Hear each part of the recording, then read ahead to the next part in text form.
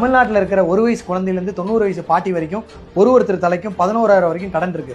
அந்த கடனை நீங்க எப்ப கட்ட போறீங்க? கேட்கவே கிறுக்குதனமா இருக்கா? Let me explain.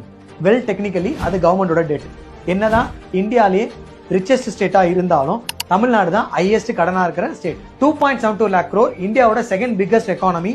3.53 lakh crore per capita income on national average.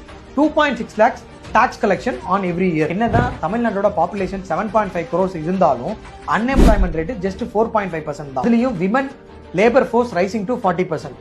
இந்த ரெவன்யூக்கு agriculture sector 13%, manufacturing sector 33%, service sector 54% contribute பண்ணுது. இதனாலதான் தமிழ்நாடோட எக்கானமி பேலன்ஸ் இக்லோபெரியமா மெயின்டைன் ஆகுது.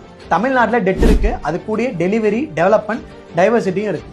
இதுதான் தமிழ்நாட்டோட கரண்ட் ஃபினான்ஷியல் சிச்சுவேஷன். இது பாசிட்டிவா இருக்கா நெகட்டிவா இருக்குன்னு சொல்லிட்டு நீங்களே கமெண்ட்ல சொல்லுங்க. தமிழ்நாட்டை பத்தி இது கூட தெரியாம தமிழ்நாட்டிலே வசிக்கிற உங்க ஃப்ரெண்டுக்கு இந்த ரீலை ஷேர் பண்ணுங்க.